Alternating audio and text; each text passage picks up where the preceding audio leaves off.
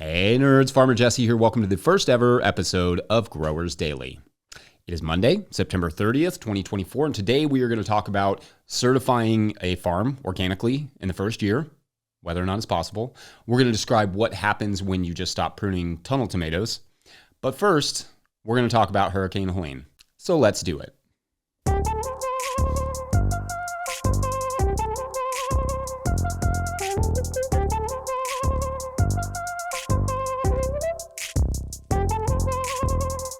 All right, so it was a rough weekend in the southern United States as Hurricane Helene dumped massive amounts of rain and wind on areas that don't normally get much in the way of hurricane damage, like western North Carolina, Kentucky, East Tennessee, and Georgia. Places like Asheville, North Carolina are said to have received over 13 inches of rain this weekend, with surrounding areas claiming even more. That's a catastrophic amount of rain. And of course, it had some devastating effects, not just on the cities, but also the farmers. This storm was bad enough that it left thousands in Kentucky, in my state, without power this weekend. There was some flooding and some wind damage. And again, that's Kentucky. We are a firm 8-hour drive from the nearest coast, if that helps illustrate how big this hurricane was. Now, tomorrow, I plan to dedicate part of that episode to what this show is actually going to be. But one thing I want from this show is to report on events like this, often in real time, maybe even get hear from some of the farmers in the middle of these events about not only what is happening, but how they're feeling about it. So because a hurricane hit, I literally bumped describing what this show actually is to tomorrow, just so that I could cover Hurricane Helene a little bit. Now, that's dedication or stupidity, I don't know. I just felt like I needed to get to this story quickly because reporting on this stuff, or at least discussing it, is part of what this show will be. And it's a story I think eyes and ears should be on because it's affecting a lot of people and a lot of people may need some help. I want current events that affect farmers to be a big part of this show. I want this to be the type of show that would have been helpful during COVID, the type of show that will be helpful during wildfires and floods and earthquakes and droughts. What does helpful look like? Well, feel free to let me know what you think it looks like. But to me, I guess helpful looks like perspective. Like, what is it actually like to be in one of these events, like a Hurricane Helene? What should I, as a farmer, know about this particular kind of disaster? What is it like to survive it? What systems helped? What systems hurt or even failed? What could we do as farmers to fortify our farms against catastrophe so that we are safe and so that we can serve our communities at intense times of need where food can suddenly become scarce, as it has for many in the flooded areas? Sometimes storms don't hurt the farm that much, but knock out the power or make the roads to people inaccessible or less accessible. How do we prepare ourselves for that? Especially in a situation like fires where the effects could last for months. But then sometimes they do hurt the farm.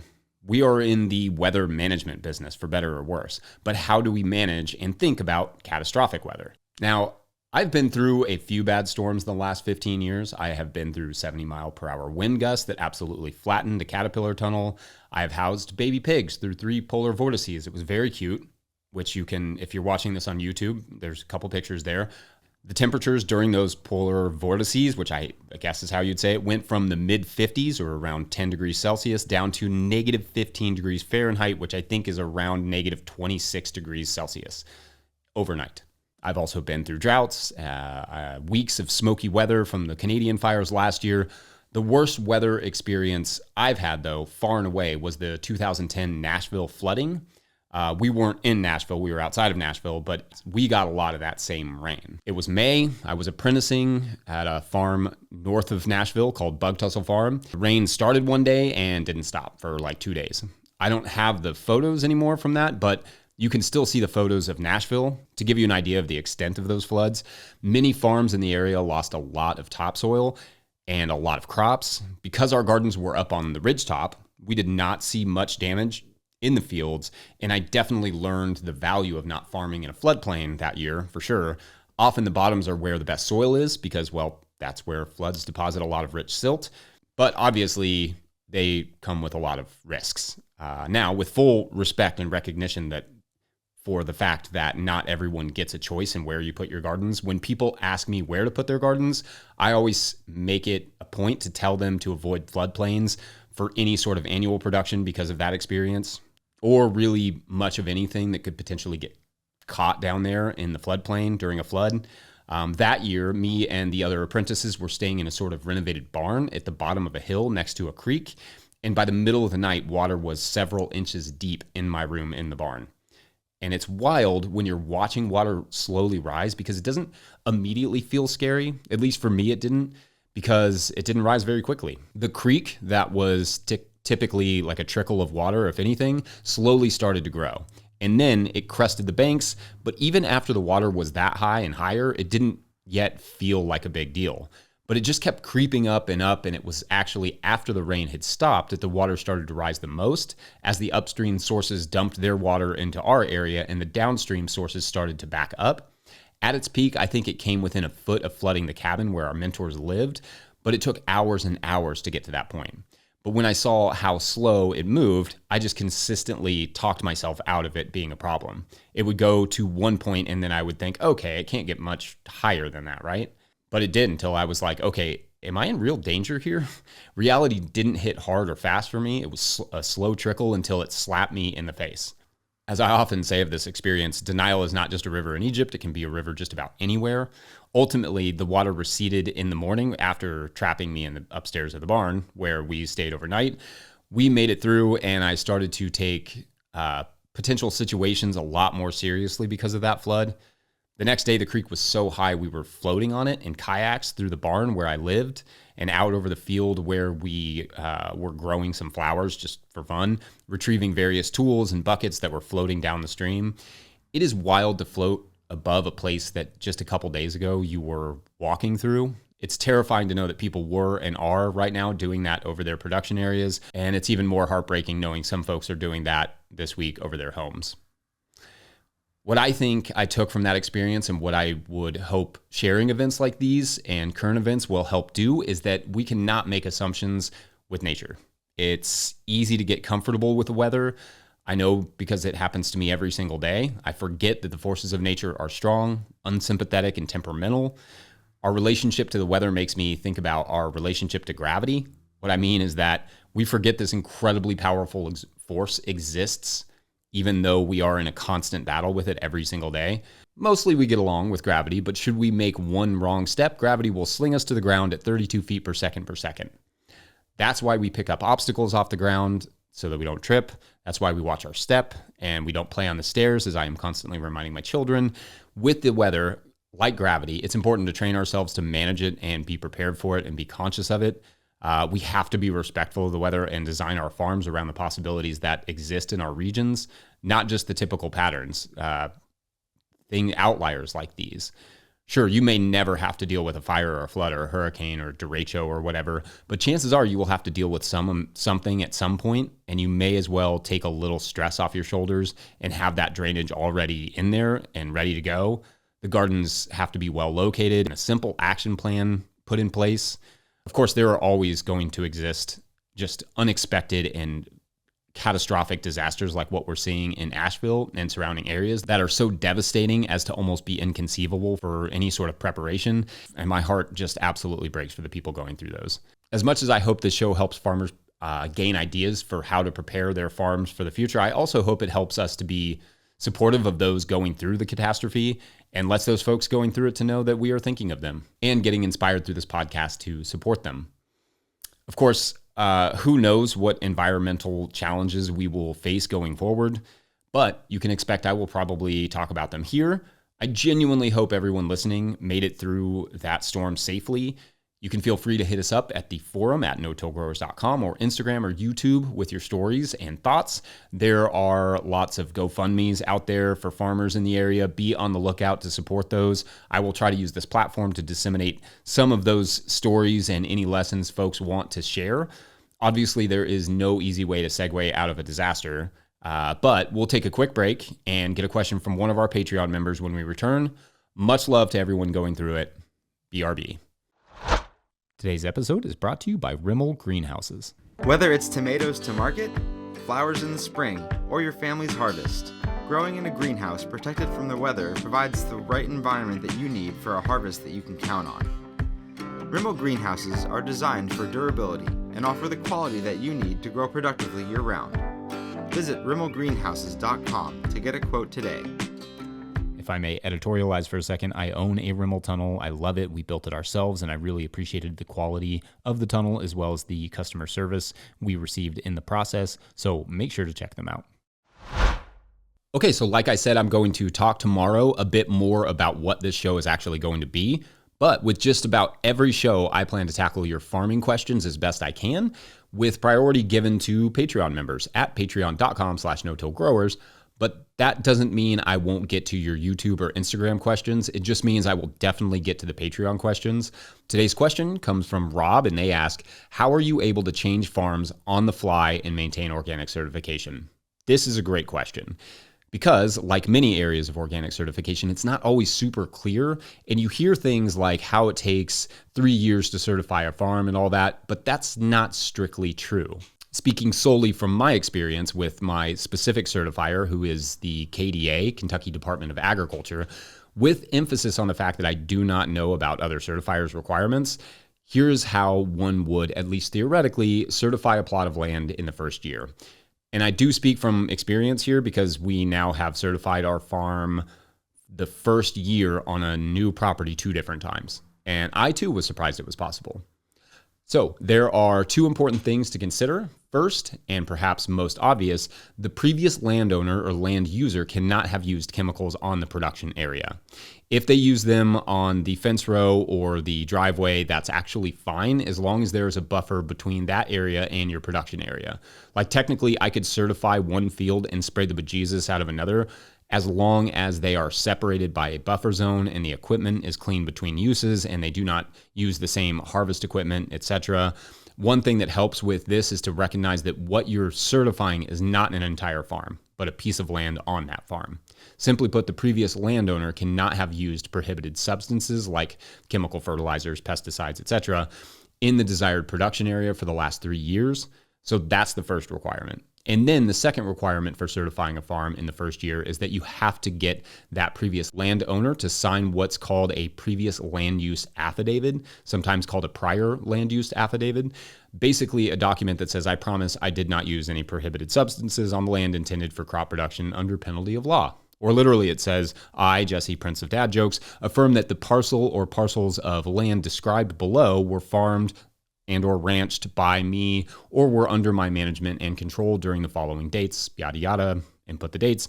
And the affidavit goes on to say, during the previous 36 months, I affirm that to the best of my knowledge, there were no herbicides, pesticides, fungicides, fungicide-treated seed, inoculated seed, synthetic fertilizers, or other prohibited materials applied to this land. Basically, I didn't use anything. So that previous landowner and or user would sign that, and then you would fill out your organic application and do your audit, and at least in theory, ta-da, you're certified in year 1.